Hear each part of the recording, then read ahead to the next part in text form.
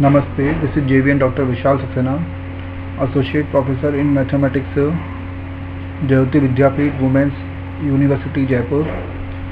Today I am going to discuss on the module the definitions of matrices.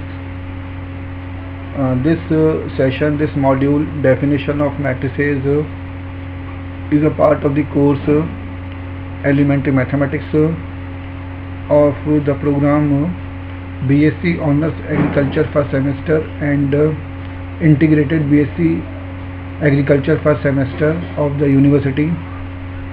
And this topic matrices is a very important subject of the various courses of the university and as well as other universities,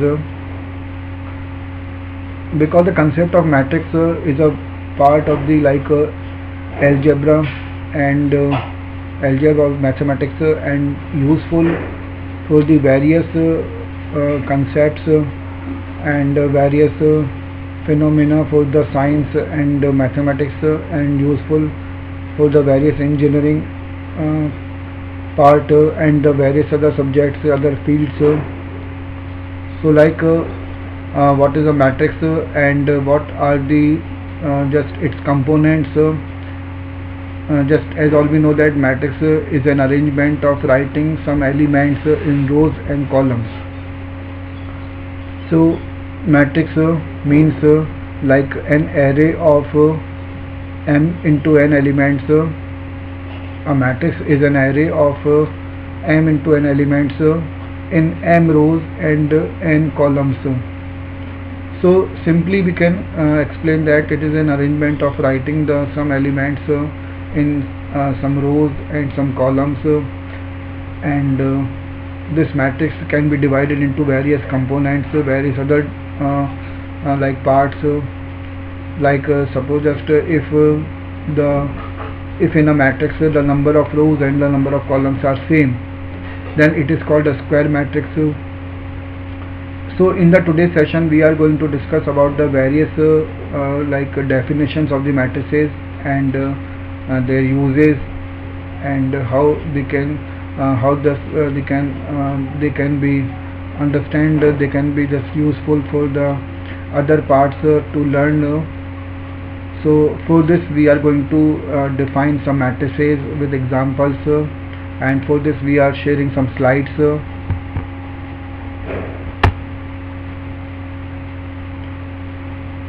So initially our definition of matrix is explained with order. And what is a matrix? Rectangular array of m into n numbers, real or complex. So numbers may be real or numbers may be complex. So a rectangular array of m into n numbers may be real or complex in the form of horizontal rows, horizontal lines, and known as rows, and n vertical lines called columns. So there are m rows and n columns, and it is called the matrix of the order m by n, or we can write m into n. So written as m into n matrix. So what is a matrix? A matrix is simply an arrangement of writing m into n numbers in m rows and n columns, and this matrix is called a matrix of order m into n, and written by and expressed by a shown bracket, and that may be a full bracket or the curly bracket. So that is called the symbol of the notation for the matrix.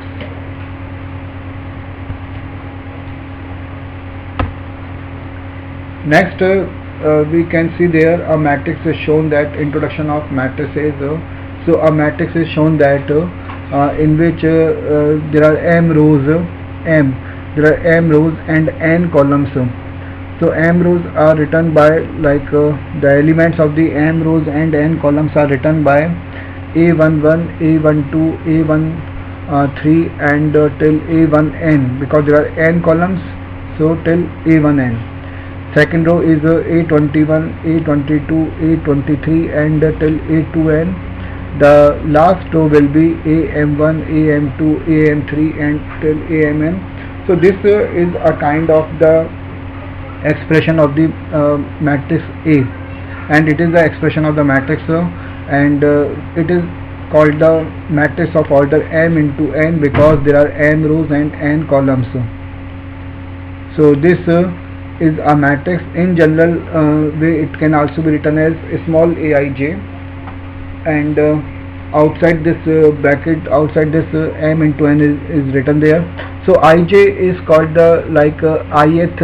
Ij is used here for expressing the ith row element or the jth column element.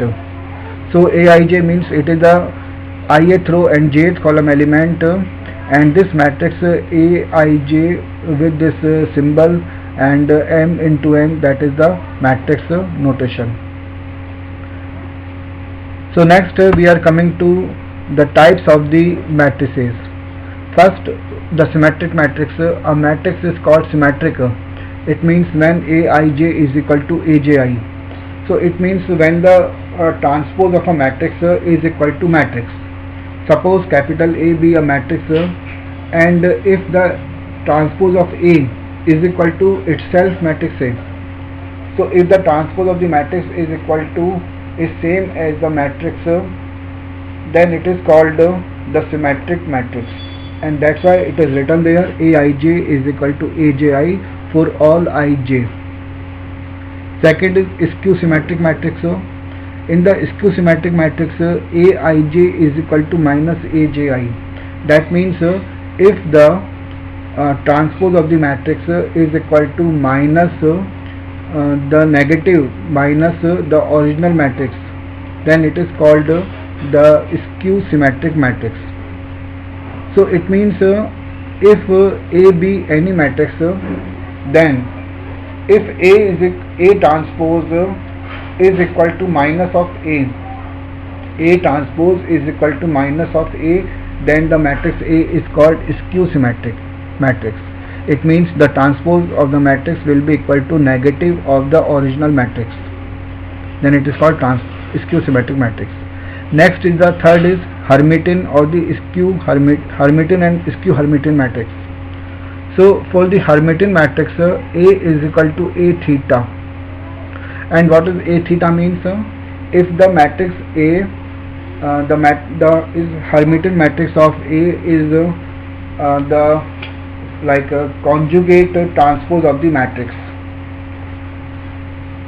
So the Hermitian matrix is the matrix which is obtained by the it is obtained by the conjugate of the transpose of the matrix.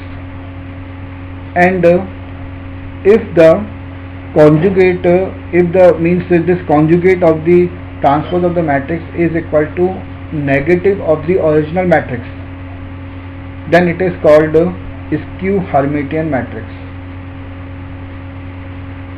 So for the Hermitian matrix, the Hermitian matrix is obtained by the complex conjugate, the conjugate of the transpose of the matrix, while the skew Hermitian matrix is the matrix which is obtained by negative of the or we can say it will exist when the complex conjugate of the transpose of the matrix is equal to negative of the matrix, original matrix, then it is the skew Hermitian matrix.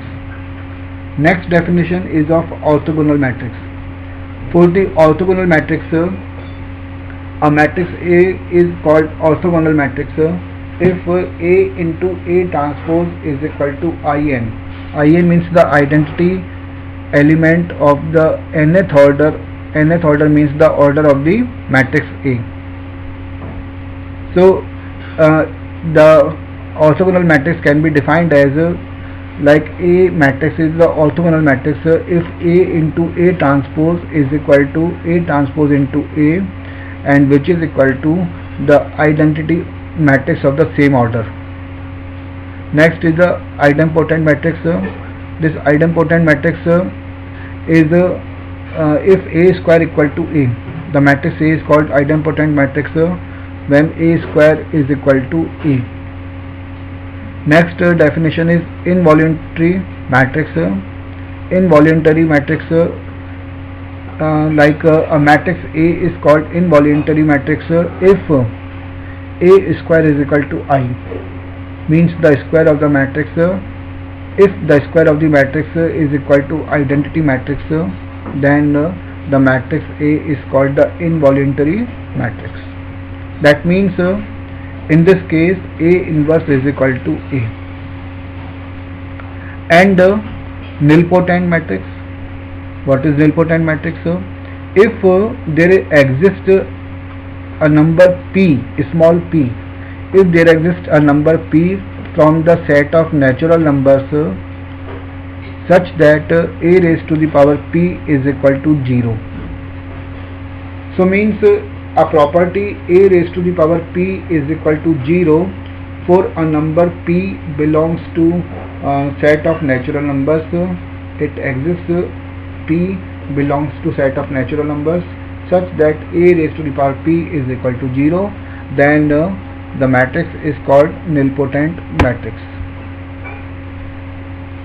And now here just we can see a flow chart is shown, that a diagram is shown that which is explaining many definitions, like first of all square matrix. A square matrix is a matrix which has in which the number of rows and the number of columns are same. So if the number of rows is equal to number of columns in any matrix, then it is called square matrix. Example like identity matrix, or just we can like example we can take a matrix of order 2 into 2. That is, suppose it is here A11, A12, A21 and A22. That is the square matrix of order 2 into 2.